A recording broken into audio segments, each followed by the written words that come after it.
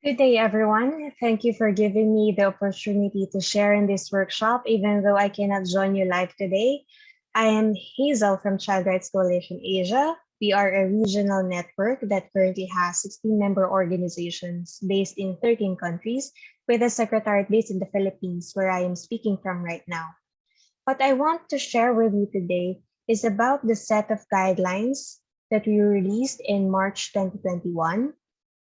As a regional child rights organization, CRC Asia grappled on how to create child-friendly, safe, and inclusive child participation platforms when we were pushed to do most of our work online because of the pandemic. And that led us to develop this set of guidelines, which you can get a copy of. If you have a second device ready with you at the moment, you can scan the QR code you see on the screen. I also requested Ashley and Gabby to share the link with you in the chat. In partnership with Child Fund Korea and with the support of Plan International Asia and Save the Children Philippines, we produced the Child Participation Guidelines on online discussions with children, which is mainly targeted for use of child rights organizations like us who work for and with children. I'll start with providing a background on the development. The development was informed by children, although somewhat indirectly. We looked at the evaluations of online activities with children done by our member organizations and also by an activity done by a government body. We asked for the inputs of child participation experts within our network, including Hong Kong Committee on Children's Rights and Child Rights Connect. Emma, who I believe spoke at the beginning of this workshop, provided a number of inputs that helped us arrive at what we have today. And in developing the guidelines, we recognized that we are not starting from scratch. Organizations already have their own child participation guidelines and child safeguarding protocols, and these just need an update or a few adjustments to be more applicable online. We also acknowledge that while we were drafting, there were already available resources that we can complement, and these are linked in the guidelines. In 2020, we were not able to hold a regional children's meeting, but we supported child participation spaces like the COVID under 19 Global Survey and the national level or community level activities by childhood groups supported by our member organizations. We also became an audience to a number of international, regional, or national webinars and discussions, and the observations and reflections we had from attending these online activities with children also informed the development of the guidelines. Our initial plan for the guidelines is for it to focus on online child safeguarding, but with the issue of digital divide being highlighted by the pandemic, we needed to talk about inclusion, to take into consideration how we can contribute in closing the digital divide in terms of access to devices or connectivity, or in terms of gender and disability, or when it comes to the skills of children and the support from adults. We also think that the guidelines should be viewed as a working document with room for further improvement as we adapt to the digital environment that is constantly changing and as we gain more experience in using online platforms to support children and empower children human rights defenders. In my presentation today, I will be able to touch on some of the lessons learned in implementing the guidelines. In this slide, you can see the objectives of the guidelines, with the main one to create child-friendly, inclusive, and safe platforms for online participation of children. One of the specific objectives is to help ensure that children and adults are properly prepared for the online activities. For example, you can find a section about preparatory activities and a section highlighting the importance of informing children beforehand. Another objective is to ensure that children are empowered to co-create these online platforms and keep themselves protected. Children can have various roles in our online activities. They can be speakers, participants, facilitators, co-organizers, or a combination of these. And I think right now we are able to see more online spaces exemplifying these different roles that children can take. The guidelines also provide some ideas on how we can facilitate children's co-creation of the platforms, from informing the activity objectives to designing the program, to developing the digital ground rules, and even identifying what platform they prefer to use or what schedule works for them. In implementing the guidelines in one of our projects, for instance, we had to discuss with the children their school and exam schedules in setting up the meeting dates, which entailed extending the project period and working that out with our funding partner. And on setting up the time of one activity, we had to be mindful of the prayer time or the house chores time in different time zones. The guidelines also prompts us to reflect how to make sure that children from different backgrounds and situations are included. There are questions to ask ourselves to help us in the decision making.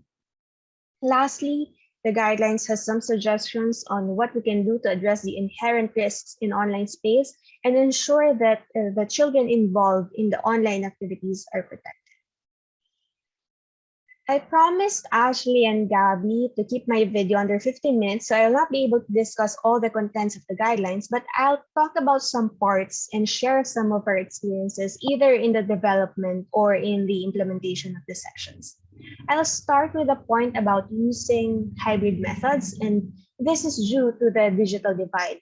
Online activities could limit the participation of some groups of children and exacerbate their marginalization. There were a couple of examples of hybrid methods in the guidelines on page 5. And the mention about online surveys stemmed from our experience in doing the COVID under 19 global survey. You can also see in my slide a screenshot of the video message developed by children for the second ministerial conference on civil registration and vital statistics in Asia and the Pacific. To arrive at that video, we had a number of activities at the country level and the regional levels. At the country level, we employed hybrid methods. Some conducted face-to-face group discussions, some did it online, some had one-on-one face-to-face interviews, and some did a combination of these. Another example of a hybrid method is bringing the children to the offices where the connection is more stable. And I believe you have seen a number of examples when this was done, like in our experience during the regional forum, referred to in the screenshot, we have Team Afghanistan or Team Samoa connecting as a group to our Zoom meeting. And it can also be the other way around. One of our networks share that what they do is the adults are the ones who go to the houses of the children, bringing all the equipment, the laptop, the earphones, and the pocket Wi-Fi for the children to use. From our experience and from what we have gathered so far, the use of hybrid methods help, but we still hear a remark from children or see a comment in our evaluation form saying that, I wish we could have done this online, or I miss having an activity like this done face-to-face. I also want to mention the part about ensuring the inclusion of children from different backgrounds and situations. Prior to the pandemic, some organizers, mostly from the government, they require the ability to speak in English as one of the criteria for children to participate in activities that have a regional or international component. During the pandemic, what we saw as the online equivalent of that is the requirement for the children to have a device and a stable internet connection. One of the ways to counter this is for the organizers or supporting partners to anticipate these barriers and identify possible solutions. Even if the solution may require what is mentioned as the second point in my slide, updating our organizational procedures and operations. I know some organizations had the same experience as us. We found ourselves discussing about providing budget for communication or internet data package allowance for children. How much should the allowance be? Because there are different rates per country. What if the children do not have a bank account? Do we transfer to the account of their parents? What supporting financial documents do we need if we use digital wallets to transfer these allowances and things like that? And these are points for discussion. One government agency in the Philippines we are working with said that they are unable to provide communication allowance to children participating because of the government regulations on procurement. So the partner civil society organizations had to be the ones to provide this type of support being requested by children. Another thing that is also coming up now in our discussions is the provision of meal allowances, because during face-to-face meetings, we provide snacks or lunch or dinner to the children. But what about now when it's done online? So some of these adjustments may require board resolutions to update our policies, and we may also need to haggle with our funding partners. The guidelines mention several points on online child safeguarding, but I'm going to discuss just 2 points. The first on assessing and managing risks in consultation with children.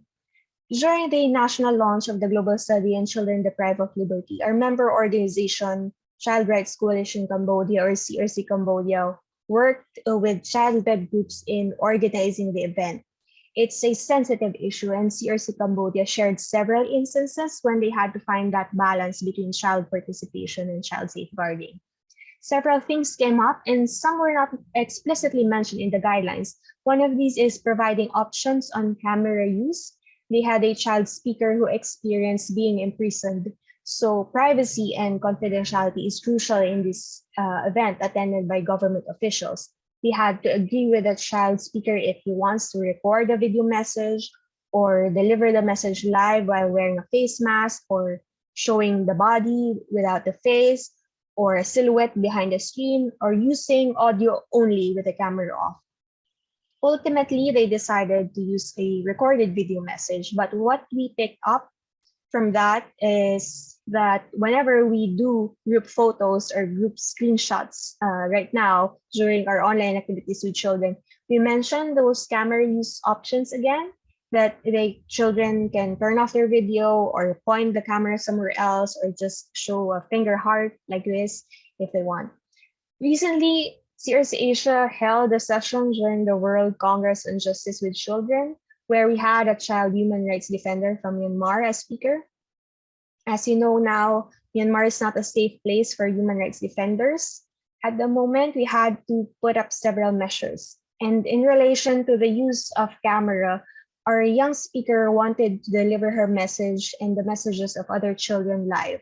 So what happened was she had her camera turned on, but she was wearing a surgical mask, and she looked generic with her ponytail, hair in a ponytail, and wearing a plain shirt against the virtual background image provided by the conference.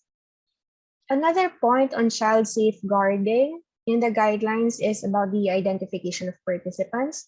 We ask children not to put their full names, and we ask everyone to have a tag or label representing their role in their connection IDs, which is the equivalent of using color-coded ID lays or name tags during face-to-face meetings to identify the attendees. There is another side to this not mentioned in the guidelines, and that is the use of pseudonyms, not only for children human rights defenders, but also for adults supporting them. Once or twice, we decided to use pseudonyms also for adult human rights defenders supporting the child, even if the meeting is not reported and entry to the online meeting is very much controlled. Part of safeguarding children human rights defenders is protecting the adult human rights defenders working with them. The points in this next slide are simple and practical but often overlooked. It's the sensitivity to the situation of mobile phone users.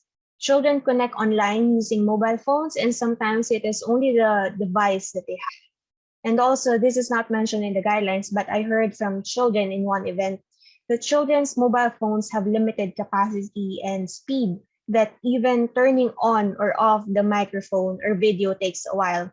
As one child representative put it, we wish that more adults and teachers understand that some of us are using mobile phones and that our mobile phones are not the high-end models. As I end, I want to mention that the guidelines are available in different Asian languages: Korean, traditional Chinese, and Bahasa Indonesia.